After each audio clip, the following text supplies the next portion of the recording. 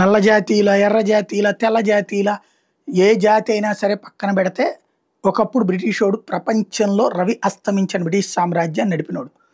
అట్లాంటి బ్రిటన్ అంటే ఇతరుల స్వాతంత్రాన్ని హస్తగతం చేసుకుని ఆయా దేశాలలో ఉన్నటువంటి ప్రజల మధ్య చిచ్చురేపి తమ పాలనను సాగించినటువంటి బ్రిటిషోడు ఇప్పుడు తన దేశంలో తన స్వాతంత్రం కోసం పోరాడాల్సి వస్తుంది.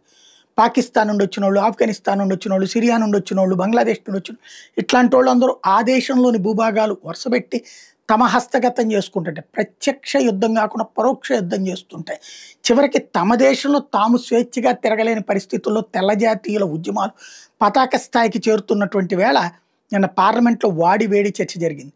ఏదైతే చొరబాటుదారుల్ని అంగీకరించడానికి వీల్లేదు, శరణార్థులుగా ఉన్నటువంటి వాళ్ళకి ప్రత్యేక వస్తువులు అపరిమితంగా కల్పించి ఆ వస్తువులేమీ లేని పరిస్థితుల్లోకి బ్రిటన్ పౌరులను రెచ్చగొడితే ఎట్లా, పైగా ప్రత్యేక హక్కులు స్వేచ్ఛ పాకిస్తాన్ వాళ్ళకు, ఆఫ్ఘనిస్తాన్ వాళ్ళకు, పాలస్తీనా వాళ్ళకు ఇచ్చి బ్రిటిష్ పౌరుడి జెండా పట్టుకోవడానికి, బ్రిటిష్ జెండా పట్టుకోవడం బ్రిటన్ పౌరుడికి అవకాశం లేకుండా చేస్తే ఎట్లా అంటూ నిలదీసింది ప్రస్తుతం ప్రతిపక్షం.